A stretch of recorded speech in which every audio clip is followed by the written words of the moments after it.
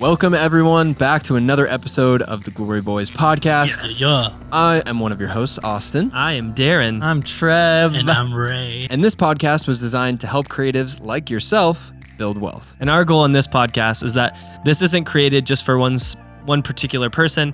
You could be doing, church media at your church. You could be doing, starting a company or starting a business in the creative sphere, whether you're a photographer, a videographer, or maybe you're a team or a massive production. This podcast is really for you. Yeah, if you want to catch up on social, keep up with what we're doing, you can find us on Instagram at The Glory Boys Pod and on TikTok at The Glory Boys Podcast.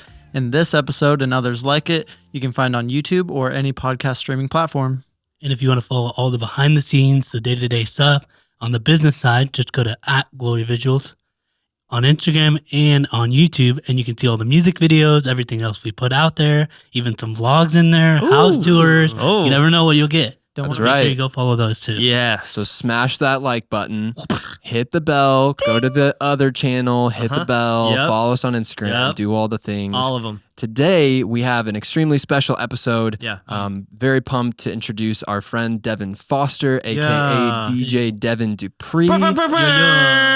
Devon is an amazing business owner and just an awesome person. In this episode, you're going to hear Devon really sharing his story, how he came from a pretty rough upbringing and how he's using his experiences not as an excuse to stay where he was, but really as an excuse to continue to push forward and really leaving a legacy that's going to impact his whole community and really the whole city of Omaha. Yeah. Super inspiring episode. So let's go get inspired with DJ Devon Dupree. Devon Dupree. See you in there. I'm going to pray quick. Yeah, go ahead. Hey God, thank you so much for this amazing opportunity to be on a podcast and using our voices to influence people towards you, towards building a life of creativity and business and just creating wealth, God, because you've created us to do really anything we can as long as it's lined up with your will.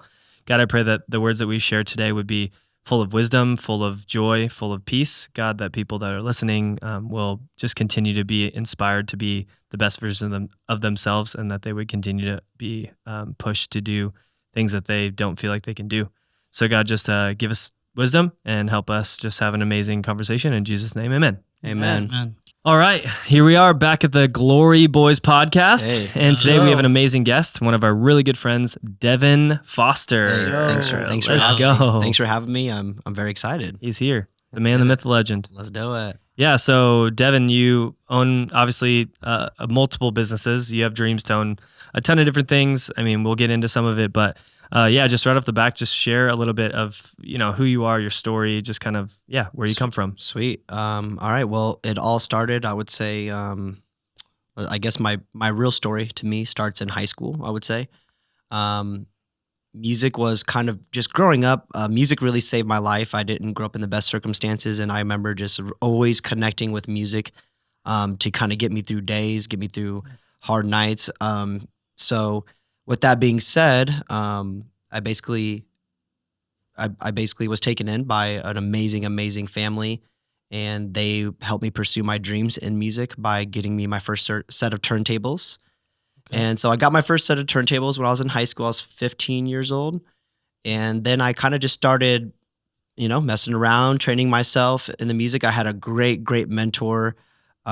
He's also a local DJ and an amazing chef too, by the way. Wow. And yeah, so fun fact. Who is it?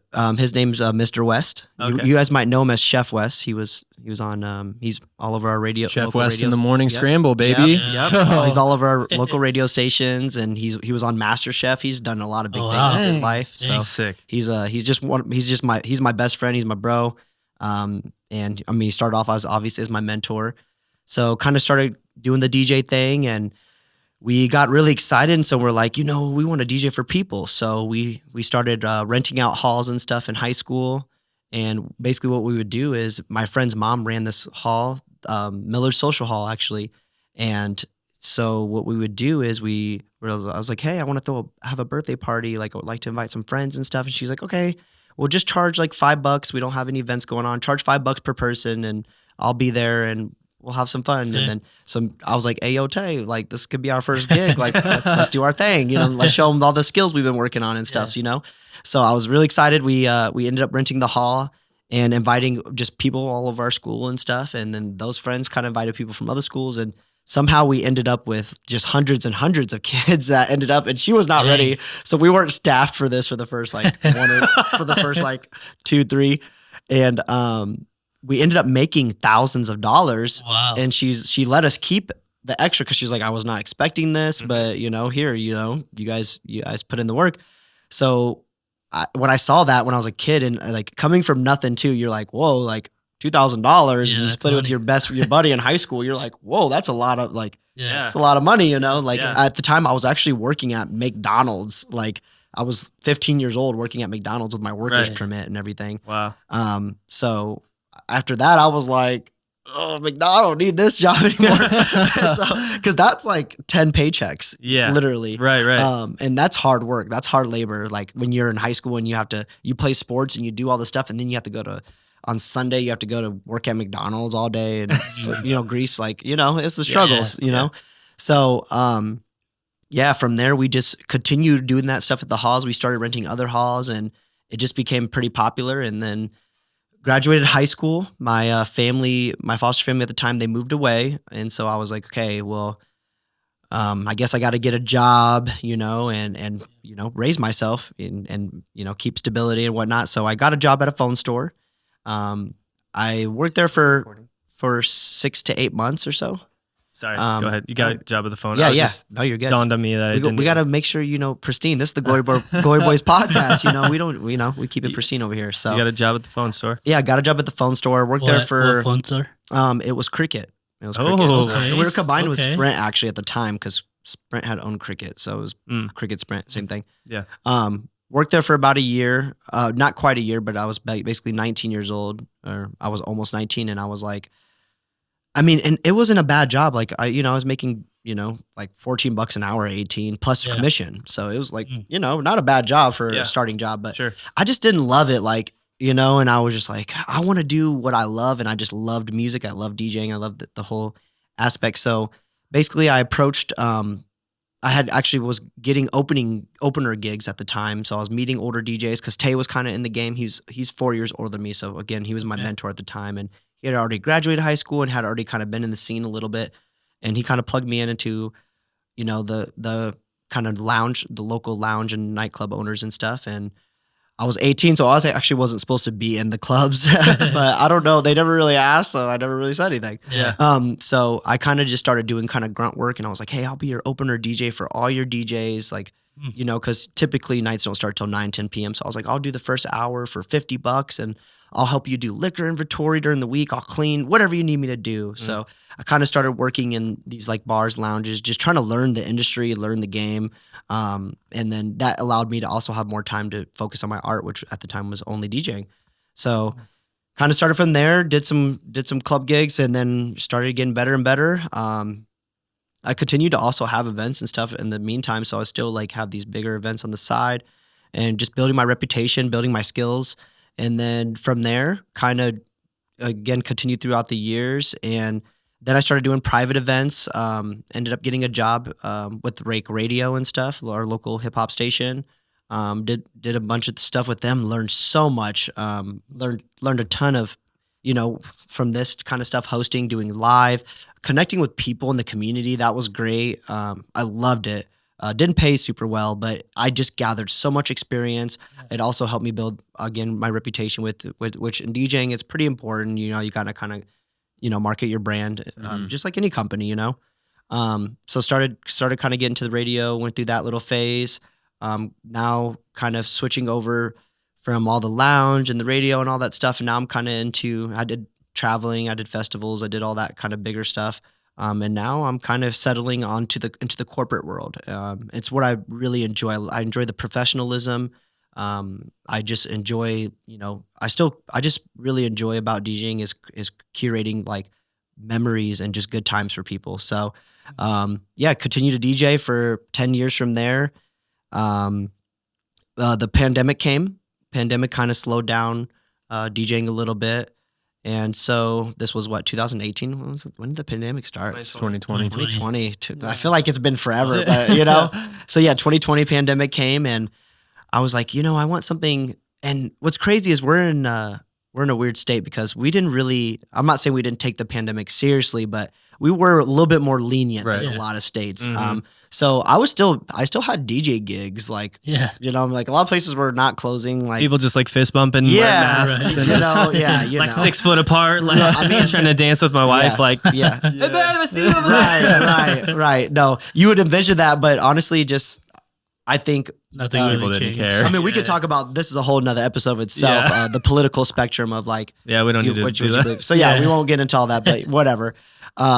So still kind of DJing a little bit, but I was like, I want something like meaningful. I like DJing did serve its purpose, and I still love it. And I still do it. Yeah. But I was like, I want something that's I can build that is gonna, you know, bring purpose to my community, solve problems. Because again, and that's another thing with businesses is this, the whole point of a business. Like you ask most people who start a business, and you're like, what? So why do you do this business? Like, what would you say? Like, if I asked you guys, I know you wouldn't say probably to make money, Right. but obviously that's a bystander of what you hope to. Obviously, Yeah. keep the lights on, Kind but of have to. really, why do you do it? You know what I'm saying? For purpose, you Yep. know, for meaning. And so I kind of just wanted to solve a problem, you know, and I saw that like I've been a huge Pokemon fan since I was a kid. So my business basically started off my love for Pokemon. And I remember I was joking around at a buddy's birthday party, at my buddy's daughter's birthday party, which was Pokemon themed. And I was like, mark my words, bro. I'm going to have a Pokemon business someday. I don't know how it's going to Amen. be. And I don't know what it is going to be. And I just remember seeing all the podcasters coming up, and everybody started kind of getting into that whole thing during the pandemic, obviously, Yeah. of live streams and all that. So I was like, but, you know, I wanted something physical, you know, so a place that people could connect and again, bring purpose for the community. So I took a huge took a huge leap of faith at the end of 2020. I signed a lease to this building, and I was looking around, talking myself out of it because obviously it wasn't easy. Like I said, gigs had kind of slowed down, money had slowed down a little bit, Yeah. but I just knew I had faith. Like I just had faith. Like if you know, but why not start building it now? And then, you know, when this all passes, which we knew us, you know, a lot of us in this room, if you guys don't, which I'm sure you guys know if you're watching, but we're all planted in our faith, and we all, you know that things are going to work out. And if it doesn't work out, then it's not over yet. So, Amen. yep. So, built the store. The Collectives Corner is my business. Shout out to Collectives Corner. Yeah. This is not an ad. So the Collectives Corner originated as a pop culture hub, and so I had a vendor at the store. He did shoes and clothes because I was kind of into that, you know, fresh kicks and, you know, cool vintage clothing, and, you know, like these guys are really into that too, obviously, with the Glory Gang and the thrifting and all that stuff. So we can connect on that spectrum, and so started with that stuff, and then obviously added all the other cool aspects of pop culture. So like Pokemon was a big thing, trading cards in general, sports, just all the stuff that people can relate and connect to. So I was like, I just really thought in my head, I was like, you know, putting it on paper and like really come up with these business plans. And I obviously kept reinventing it. And I was like, how can this go wrong? You know?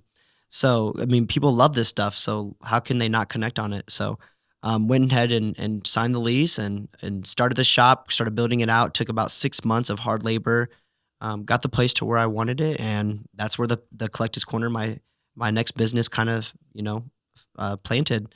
And then, you know, since then it's evolved, but that's really kind of, I guess, my backstory. So DJing was the main, and it still is a huge aspect of my life. And so music, and then, you know, obviously kind of switching over to owning a shop and being a physical business owner. It's a totally different world too. So that just goes to show you that every business is super, super different. Everything from your marketing to employment and to, you know, your plan, your execution of everything. So, yeah, that's kind of how we got here, where we're at right now. Yeah. So That's dope.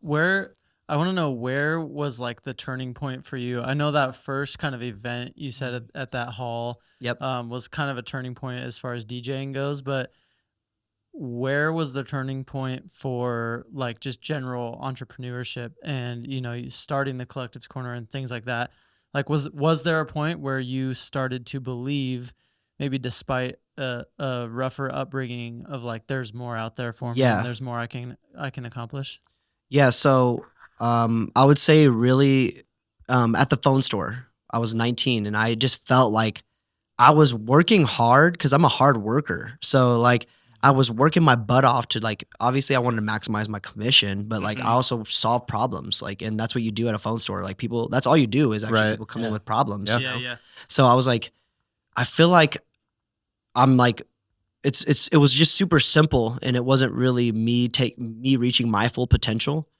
And so I just felt like that I actually just working for somebody else showed me what I can do, because if I work as hard for myself, I would scale that and maximize it. So For sure. that's kind of what made me go full throttle into the music. And that was it was scary going from no solid paycheck to like hoping you get enough gigs to pay your bills. Cause I did struggle like for a year, like, you know, from 18 to 22, you know, like, you know, I had to work, I had to grind for those gigs. I had to struggle and build, you know, everything on the DJ business and the entertainment industry and everything. So, and I just knew, you know, if you put in the work, it was going to pay off. So I would say that would be my turning point moment that really changed my life. Like I was like, dang, you know? Yeah. So. Yeah, that rocks.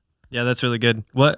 My question is, because we actually have had people on the podcast before where like, yeah, my upbringing was like great. My dad was really, you know, encouraging. Like anytime I wanted to quit, he was right there. Yep. And you didn't have that. I love that. And so you didn't have that, right? No, not and at all. then I can relate to that. I didn't have that either. Yep. And so I think statistically, like guys like us without having that dad that's, you know, there for you, pushing you, like instilling great morals and values and work ethic, like, you know, that, like, thank God we have that. Right. And so for you, what was like the motivator? I know you talk about surrounding yourself with amazing people and great mentors. So who were the figures in your life? I'm glad you asked. Yeah. I'm glad you asked. So I would say there was a few people that really, really made an impact and changed my life for forever. One was my foster mom who took me in when I was 16. She gave me so much more than she would probably ever even realize. And it was just as simple as having a stable home. Yeah. Structure is so important to me. I had none of that. Like there was, until she took me in. And the reason why she actually took me in is because I ended up just sleeping at her house a lot because her son was one of my best friends. Yeah. So I was in high school, like not knowing if I was going to eat at night. Like I said, I was working at McDonald's and like also and the foster home I was at the time, they actually had just stopped coming home. Like they just stopped showing up at the house. So I was kind of in between places right now. So the state kind of caught up to me at school because I still went to school and I still wanted to be the best I could. So my foster mom, I would say, is one. Two, there's a mentor. She started off as technically she was my CASA worker. So CASA, it means a court appointed specialist advocate. And CASA is a great program, by the way, if you guys are ever looking, again, not an ad, but if you're ever looking for a great nonprofit to connect with, honestly, CASA is amazing. So what they do is they're not legal lawyers, but they advocate for youth in the courtroom.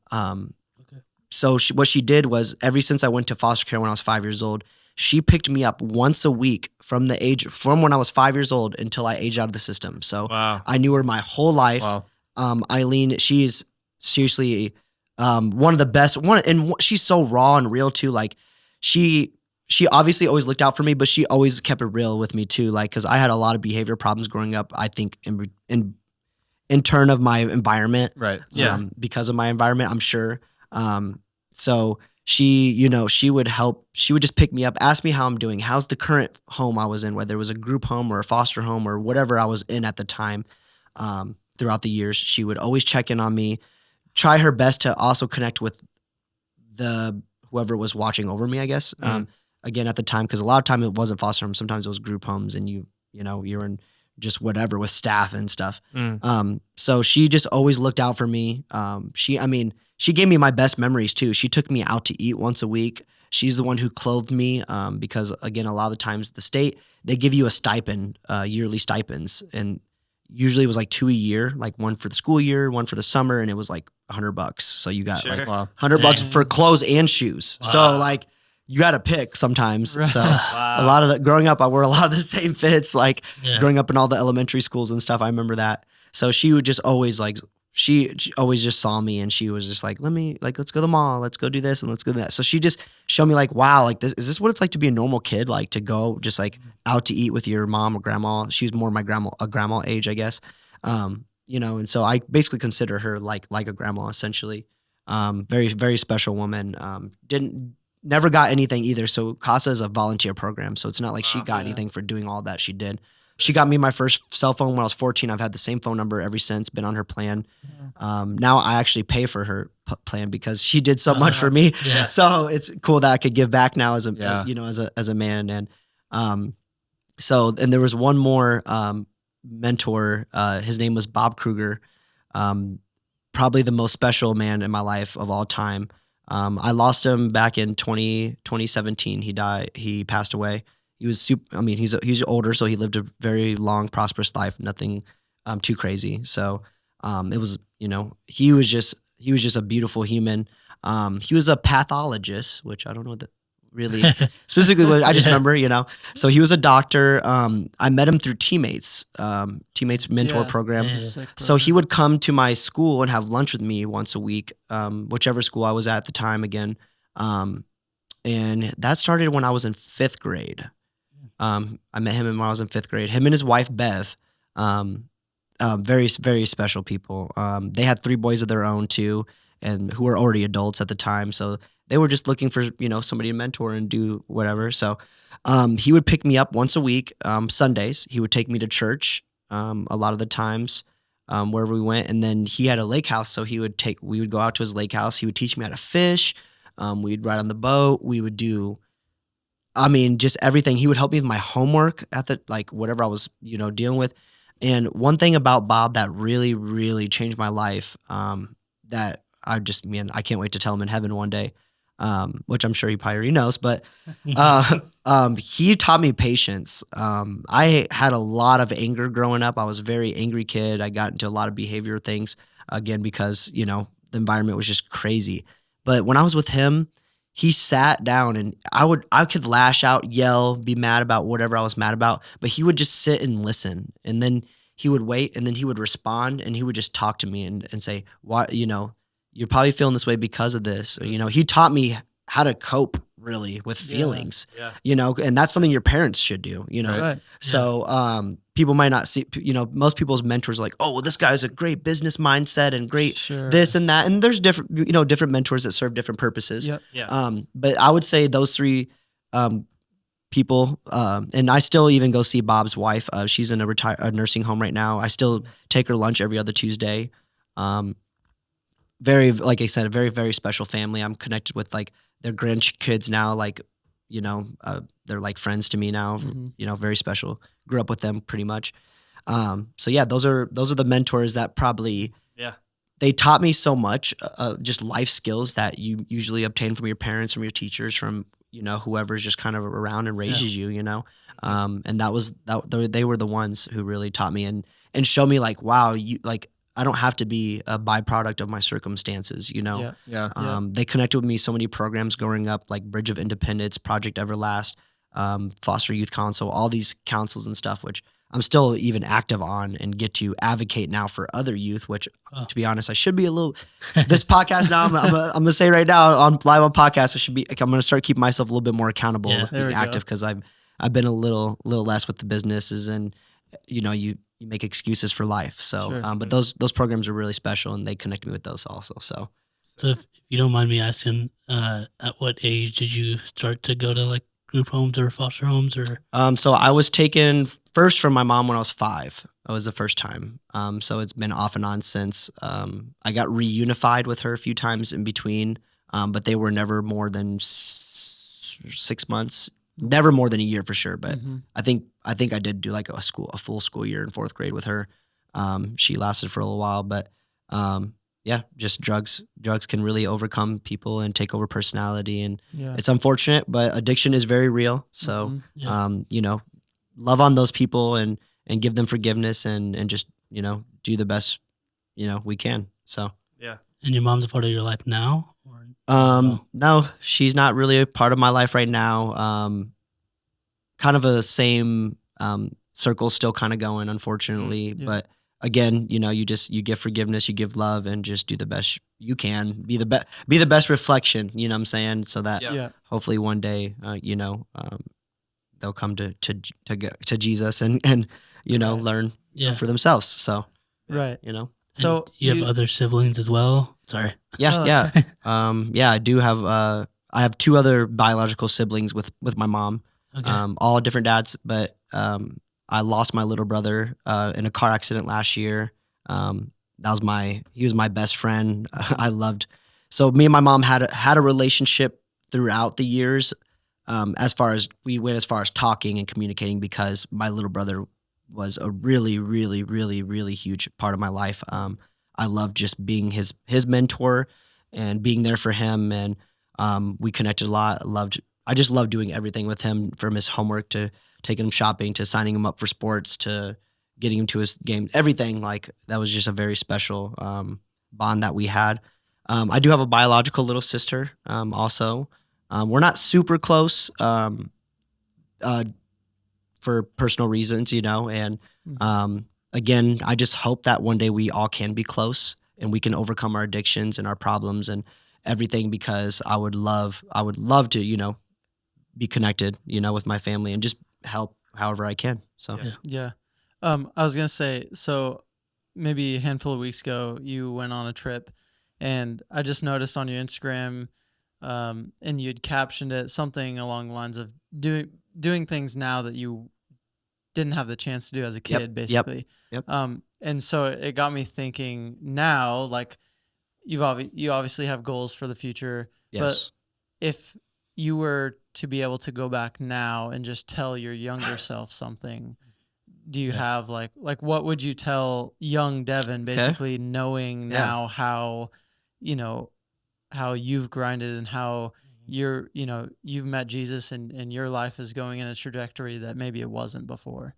Yeah. So I think just like all of us, all of us, this question is tough only because if we all could go back and had a time machine, would we all really listen to our older selves? Right. You know what I mean? Like, it's the same thing, like, as adults tell us, like 100%. they're like, oh, just wait till you get old, your knees are going to start hurting. Well, I never thought my knees would actually start hurting. You know, you always thought you're Superman. You thought you would, you overcome it. So I guess if I could, though, luckily, like I said, I had some mentors to tell me those things. But what would be it, huh? What if would young Devon think that older Devon would be like never chilling in Arizona, never. like never in my catching some rays? I never even thought I just never even thought about getting on a plane. I've never thought outside of surviving. Yeah, you know what I mean? Like, I never even knew there was a world out there. Yeah. And then, to be honest, like I say,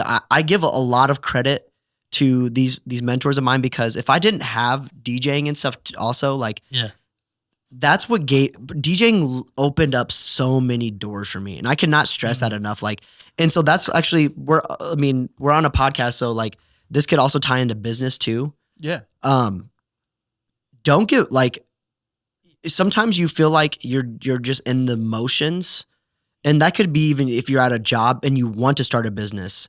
It could be, and no matter what position that you're in, don't overlook what your blessings could be, I guess. Like, every season has a purpose to serve, if that makes sense. So sometimes you're working your butt off and you don't feel like you're getting anywhere, but as long as you're saving and you're writing down your goals, not just you need to be talking about them. You need to be writing them down. Yeah. You need to be making those goals live, because again, the tongue is very powerful. Yeah. The word is powerful. Words are powerful. So even if you feel stagnant, you know what I'm saying, keep working toward whatever your long-term goal is. Because for a while, I even thought I had an awakening when I was 25. And this is when I stopped, pretty much I found a really good woman who I'm still with till this day. Yeah. So it's been about over 4 years. I just realized like all the drinking and the partying and the stuff that comes with DJing, it can come with DJing. I'm not saying it does, because now I live a completely different life, and I'm still, I would still consider myself a pretty good dang DJ. Sure. So That's facts. so I would say all the stuff that kind of came in that environment, I was just kind of getting lost in the sauce. Literally like tequila 3-4 nights a week, and smoking and hanging out with homies and partying and women and all the stuff and traveling. It was all great. Like, it served its time, but I just didn't feel like I was with purpose. So like, I was like, what am I doing? What am I doing? And that's where COVID, honestly, I took that motivation, that like what you just asked. Like, I took like that season where I felt like I wasn't going anywhere, but like I was doing it. Like, it was fine. The bills are paid. I was making money. I was traveling. I was doing all the cool stuff, getting the women, doing all the whatever. But I still felt like without purpose. And that's why like I'm so glad I started the Collector's Corner in my shop, because that's the business that I felt like I was like, dang, like now I feel like I'm doing purpose. And now even with DJing, I feel like I'm even better now at creating the environment that I want to create, because I'm not just like a part of the environment. I'm not just a guy out there drinking. I'm not just a guy out there going through the motions. I'm actually doing it with purpose now. You know what I'm saying? I get to choose my gigs. I get to choose the things that I want to do. So yeah. Know your worth. Know your worth. Amen. As you're saying. And add some tax, dog, because taxes are expensive. We gotta add hella taxes around That's true. For sure, Thanks for getting bro. ridiculous around 50%. Right. I think one of the questions that I have while you're talking about all this is like, what makes you go there? Like, you talk about your upbringing, how it wasn't the greatest, and you just have this tenacity of like, keep going, working hard, just keep going. Like, what is it that you're not necessarily trying to prove, or like, what's that motivation that makes you want to start a business in 2020? So, the whole world telling you not to. And so again, it comes back to what I saw that life could be. And that again reflected a lot in my mentors, like the single mom, the woman who took me in, who already had 3 boys for herself. This is just an example. I'm just going to drop this example real fast. She lived in Compton, California. So she came from Compton with 3 boys out of a divorce. And the boys were senior, freshmen in high schools. And then my best friend, Dustin, at the time was in 6th grade. And so I was in 6th, and I was his age. So we were in the same grade. She moved with 3 boys from Compton, came from nothing, and then moved to Nebraska and built a beautiful life with her kids. And now they're thriving. They moved again. Like I told you guys, they moved down to Arizona. Now they're thriving in Arizona, and she's making probably, realistically 5 times what she was probably making back then. You know what I'm saying? Yeah. And she also got 3 college degrees in that time. Dang. So she has a master. Like, Let's go. So like, it's just like when you see that in somebody, Powerful. and you're like, dang, you took me in for no reason. You still reached your goals and beyond. Yeah. And provided for 3. Like, I was just like, dang, I want to be that kind of parent. You know what I'm saying? Yeah. I wanted to be the kind of parent that you already had kids and grandkids, but you could still go mentor and take this kid and help him find his faith, take him to church every Sunday, and take him to do things that, like, I've never would have learned how to fish. I never would have learned how to wakeboard or ride in a boat or do all the cool things that I got to do when I was a kid. Like, those were the memories I was looking forward to. Meanwhile, the other 6 nights, 6 days of the week, didn't even know if I was going to eat or not. You know what I'm saying? Like, a lot. That really did happen a lot of days, So that is the motivation that was like, I cannot wait to provide for my family. I can't wait to build my community. Yeah. And I already have, like, I've already set the foundation for all this. I've already been doing it, you know what I'm saying? Yeah. But I can't wait to scale it to the next level where I can really make a real impact and really do something. And that's why I also surround myself with like people like you guys, like, you know what I'm saying? I'm blessed to have, to know people like you guys to help, build each other up. It's always important to get connected, have a community, be involved, it's just everything, it's everything that my morals are built on. So, it's just, I guess, seeing what's out there and knowing that you can reach that no matter what. Yeah. So Just do it. just do it, baby. Where do we hear that before? Do it. Do it. Let's start a company. Just do it. That's going to be the slogan. Dude, did you see that movie? By That the was way? actually a great movie. It was it? fire. It was a Watch great with my movie. siblings. I loved it. And all the actors in it were great too. I love a lot of the actors. It's only Ben on Affleck and- Amazon. What right? movie? Or what is it Called on? Air. What was it Oh, called? Air, yeah. Air. Yep. Air. Yep. What did Have you read watch the it on? book? I saw it in There's a book, theaters. too. Oh, nice. One of those weird late night movies haven't- that I went to. I have an illegal app. Nice. Nice. It's called Popcorn. Popcorn Nice. Time. Remember that one? Yeah, I I do used to- remember that. I don't think it's.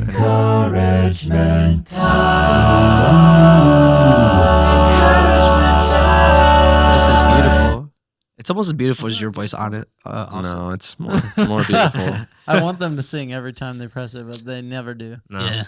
There's just already enough layers, Yeah, it doesn't need more. exact. Do I need to drop a bomb on you guys? Real Yeah, fast? yeah. that's Dude, some look encouragement. into that camera right there and drop a bomb on us. All right.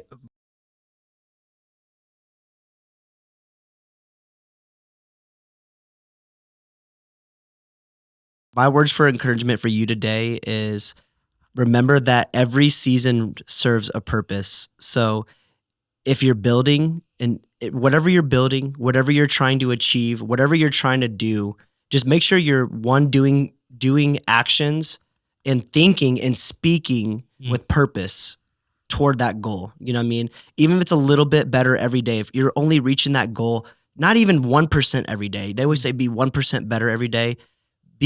Just go in the right direction. You know, they have that slogan that direction is more important than speed. It's 100% facts, because you're not going to achieve a goal. You're not going to check something off your list maybe every day, but even if you do, maybe it's a small thing that doesn't seem like it's big, but it's going to make an impact toward what you want to do. So just don't give up, you know, don't give up. And being a business owner, being even an employee, and like trying to build a beautiful business, like you guys are freaking like, you know what I'm saying? So keep working towards those goals.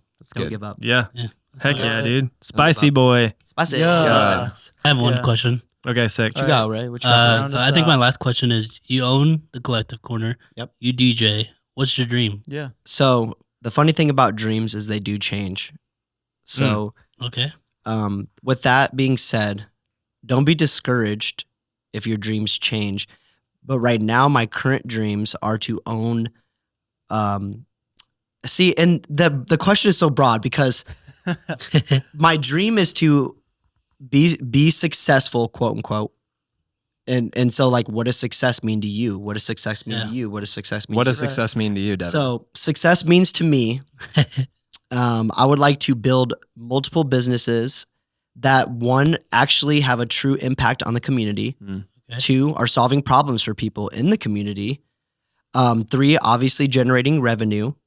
In return, personally, I would like to be have a happy I would like to raise my family. You know, I would like to build a family, have kids, give them all the comfort, give them all the faith, the knowledge, everything that I didn't really have growing up. I want to give them and be able to provide for them.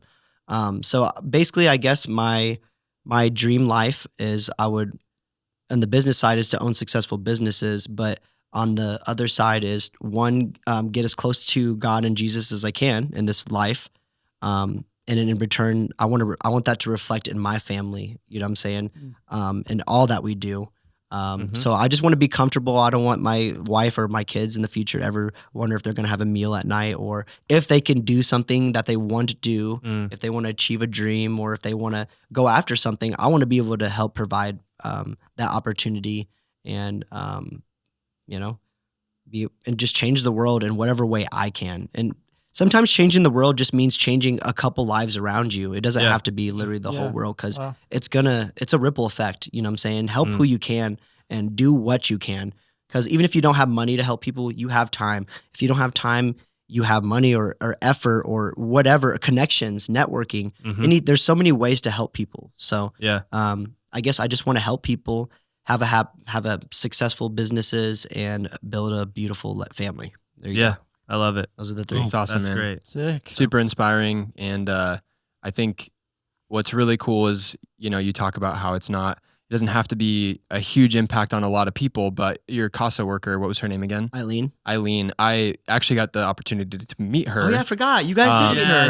at the grand opening. Yep. And Yep. it was just the coolest thing in the world, just seeing how proud she was She was of you. precious. Like it literally like makes me tear up as I think about it, because Wow. I'm sure she's thinking back on all of the inconveniences Oh. that, you know, that Yeah. happened She throughout went the through it. years. She's been through it. Yeah, all the emotional support and financial and physical Right. support. And Right. like she gets to now see that pay off. And that's just one person that she helped. And like, Wow. so Wow. I know like you're already having a massive impact. Even if there's one kid that comes through your shop that you teach Yeah. how to play the Pokemon trading card game and it Yeah. keeps him out of trouble or Love keeps, you know what I mean? Like Love it. that stuff's already happening Yeah. through your shop and through you. And so, Love it. I love that about you. And yeah, Appreciate your story, what you're doing, your purpose, your dreams, it's super inspiring. I love it. So Thank you. so Appreciate tell it. the people, where can we keep up with you? Where can we find you on social and all that? Yeah. So if you're looking for if you're looking to follow kind of my DJ personal adventure,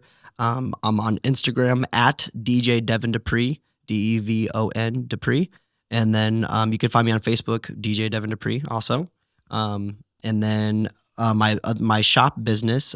So if you're into like Pokemon, if you're into trading cards, if you're into games and anime and video games, and I also have actually a whole community center that's over 2,000 square foot that I provide for free for the community. So if you ever want a place to connect with your kids, with your friends or family, or have drop parties and or have drop parties, Or Yeah. birthday Birthday parties. parties. or birthday parties. yeah, Yep. it's Yeah. basically a community event space. It's awesome. So it's at Collectives Corner.